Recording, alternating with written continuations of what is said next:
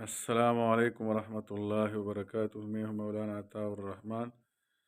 آج ہم مطالعہ قرآن حکیم 11ویں جماعت کے لیے ہم پڑھیں گے سورہ بقرہ کی 11ویں رکوع تیسرا سبق میں۔ اگر آپ ہمارے چینل پر نئے ہو اس کو سبسکرائب کریں اور بیل آئیکن کا بٹن دبائیے تاکہ ہماری نئی آنے والی ویڈیو آپ کو بروقت مل سکے۔ اب ہم سبق شروع کرتے ہیں۔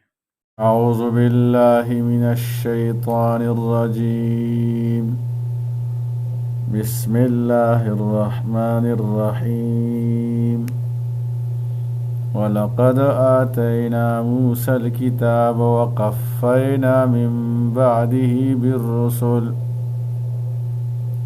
11ویں جماعت مطالعہ قرآن حکیم برائے طلبہ و طالبات۔ آج ہم 11ویں رکوع پڑھیں گے سورہ بقرہ کی جو تیسرا سبق ہے۔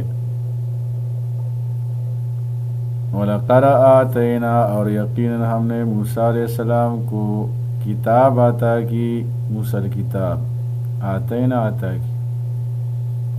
وَقَفَّيْنَا مِن بَعْدِهِ بِالرُّسُلِ، اور ہم نے ان کے پیچھے فے در پہ رسول بھیجے۔ وَآتَيْنَا عِیسیٰ ابْنَ مَرْیَمَ الْبَیِّنَاتِ، اور ہم نے عیسیٰ ابن مریم کو واضح نشانیاں عطا کی۔ وَأَیَّدْنَاهُ بِرُوحِ الْقُدُسِ، اور ہم نے ان کی روح القدس یعنی جبریل علیہ السلام کے ذریعے تائید کی۔ روح القدس حضرت جبریل علیہ السلام اس سے مراد ہے۔ وَجِبْرِیلُ رسول اللہ فینا وروح القدس لیس لہ کفاء۔ یہ حسان ابن ثابت رضی اللہ عنہ جو شاعر تھے اس نے اپنے شعر میں کہا ہے۔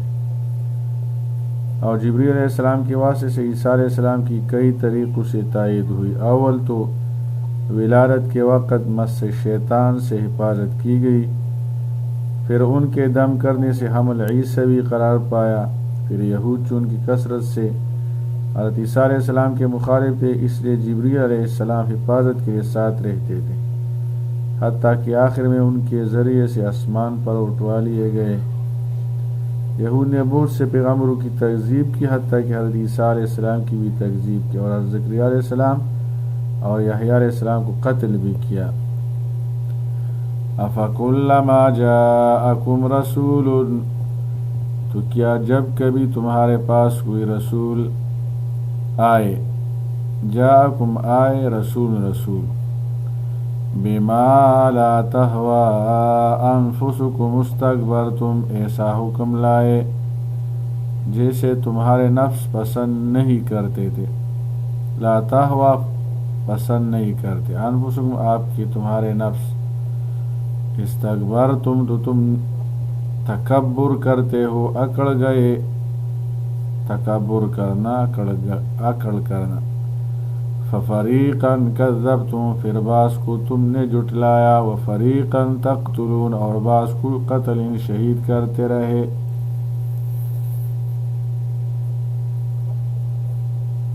وَقَالُوا قُلُوبُنَا غُلْفٌ فَقَلِيلًا، یہود انبیاء علیہ السلام کو قتل کر دے، جیسے زکریا و یحییٰ علیہ السلام، تکذیب کرنا، حضرت عیسیٰ علیہ السلام کی تکذیب کی۔ وَقَالُوا قُلُوبُنَا غُلْفٌ، اور یہود کہتے ہیں کہ ہمارے دل غلاف میں بند ہے، پردہ میں بند ہے۔ یہود طنزیہ طور پر کہتے تھے کہ ہمارے دل محفوظ ہیں، کہ اس میں مخالف مذہب کا جو اسلام ہے اثر ہی نہیں ہوتا، تو مذہب پر ہم خوب پختہ ہے۔ اللہ تعالیٰ فرماتے کہ محفوظ اور پختگی نہیں ہے۔ وَلَّعَنَهُمُ اللَّهُ بِكُفْرِهِمْ، نہیں بلکہ ان کے کفر کی وجہ سے اللہ نے ان پر لعنت کر دی۔ فَقَلِيلًا مَا يُؤْمِنُونَ، پس ان میں سے کم ہی ایمان لاتے ہیں، یا تھوڑا ایمان لاتے ہیں۔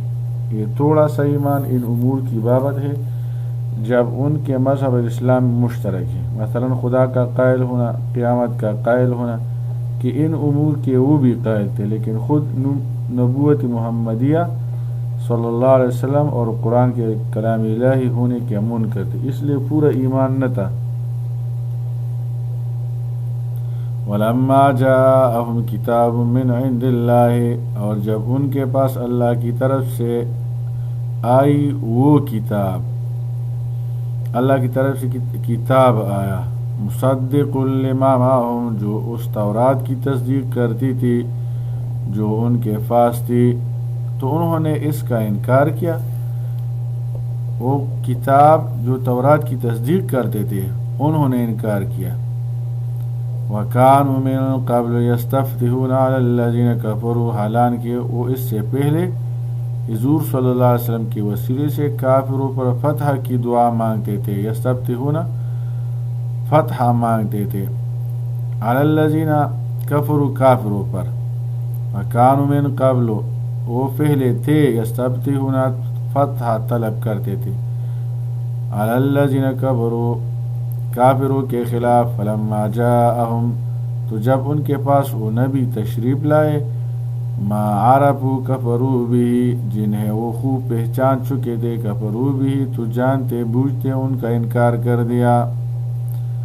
وہ جانتے تھے کہ حق پر ہے اور یہ حق پیغمبر ہے، فلعنت اللہ علی الکافرین تو ایسے کفر کرنے والوں پر اللہ کی لعنت ہے۔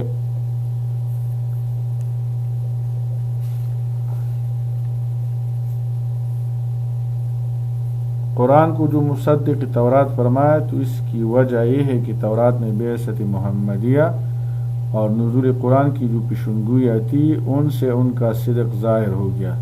سو تورات کا ماننے والا تو قرآن اور صاحب قرآن صلی اللہ علیہ وسلم کی تکذیب کر ہی نہیں سکتا، ورنہ تورات کی تکذیب لازم آئے گی۔ بئس ما اشتروا به انفسهم ان یکفروا، بہت بری ہے وہ چیز جس کے بدلے انہوں نے اپنی جانوں کا سودا کیا،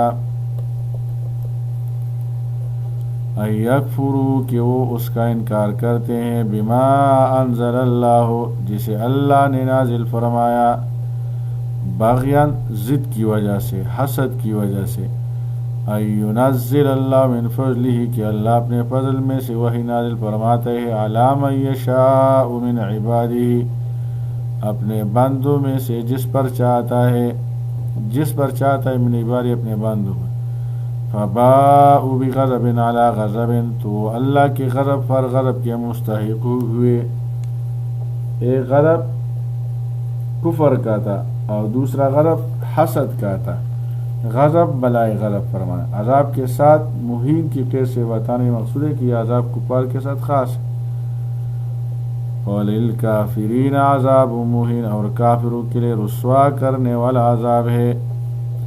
وَإِذَا قِيلَ لَهُمْ آمِنُوا اور جب ان سے کہا جاتا ہے کہ ایمان لاؤ، بِمَا أَنزَلَ اللَّهُ اس پر جو اللہ نے نازل فرمایا ہے، قَالُوا نُؤْمِنُ بِمَا تو کہتے ہیں ہم تو صرف اس کتاب پر ایمان لائے ہیں، انزل علینا جو ہم پر نازل کی گئی، کہ ہم صرف تورات مانتے، وَيَكْفُرُونَ بِمَا وَرَاءَهُ اور وہ اس کے علاوہ دوسری کتابیں قرآن کا انکار کرتے ہیں، وَهُوَ الْحَقُّ حالانکہ وہ کتاب حق ہے، یعنی قرآن حق ہے، مصدقا لما معهم ان کتابوں کی تصدیق کرتے ہیں جو ان کے پاس ہے، قرآن تو تورات کی بھی تصدیق کرتے ہیں۔ قل فلم تقتلون انبیاء اللہ من قبل آپ صلی اللہ علیہ وسلم کی دیجئے پھر تم اس سے پہلے اللہ کے نبیوں کو کیوں قتل کرتے رہے ہو؟ جب آپ تورات پر ایمان لاتے ہو اور اس کو کتاب مانتے ہو تو انبیاء کو کیوں قتل کیا؟ تورات میں تو یہ نہیں ذکر کیا گیا ہے کہ آپ اور پیغمبروں کو مارو، ان کنتم مؤمنین اگر تم واقعی تورات پر ایمان رکھتے تھے۔ یہود نے جو یہ کہا کہ ہم صرف تورات پر ایمان لائیں گے، دوسری کتب پر ایمان نہ لائیں گے، تو ان کا یہ قول صریح کفر ہے، اور اس کے ساتھ جو یہ کہا کہ تورات جو ہم پر نازل کی گئی ہے اس سے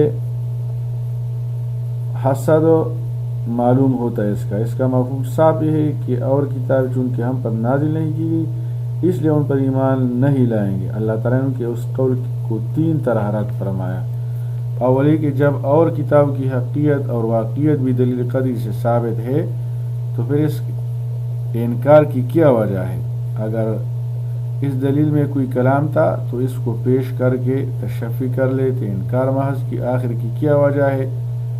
دوسرے وہ کتابیں مثلا قرآن مجید و تورات کا مصدق ہے تو اس کے انکار سے تو خود تورات کی تکذیب لازم آتا ہے۔ تیسرے یہ کہ انبیاء علیہ السلام کو قتل کرنا تمام آسمانی کتابوں کی روح سے کفر ہے۔ پھر تمہارے جماعت کے لوگوں نے جو کئی نبیوں کو قتل کیا جن کی تعلیم بھی تورات ہی کے احکام کے ساتھ خاص تھی، اور تم ان قاتلین کو اپنا پیشور میں مقتدا سمجھتے ہو تو براہ راست تورات کے ساتھ کفر کرتے ہو۔ تین وجوہ سے اس کا یہ قول اللہ تعالیٰ نے رد فرمایا۔ وَلَقَدْ جَاءَكُمْ مُوسَىٰ بِالْبَيِّنَاتِ، اور یقیناً موسیٰ علیہ السلام تمہارے پاس واضح نشانیاں لے کر آئے۔ ثُمَّ اتَّخَذْتُمُ الْعِجْلَ مِن بَعْدِهِ، پھر ان کے طور پر جانے کے بعد تم نے بچڑے کو معبود بنا لیا۔ وَأَنْتُمْ ظَالِمُونَ، اور تم ہو ہی ظالم، تم ظالم ہو۔ بینات سے وہ دلائل مراد ہے جو اس قصہ سے پہلے جب کہ تورات نہ ملی تھی موسیٰ علیہ السلام کی نبی برحق ہونے پر قائم ہو چکی تھی، مثلا عصا اور ید بیضاء، دریا کا پٹنا وغیرہ۔ رد کی تقریر کا حاصل ظاہر ہے کہ تم دعوت و ایمان کا کرتے ہو اور صریح شرک میں مبتلا ہو، جس سے موسیٰ علیہ السلام بلکہ خدا تعالیٰ کی صریح تکذیب بھی لازم آتی ہے۔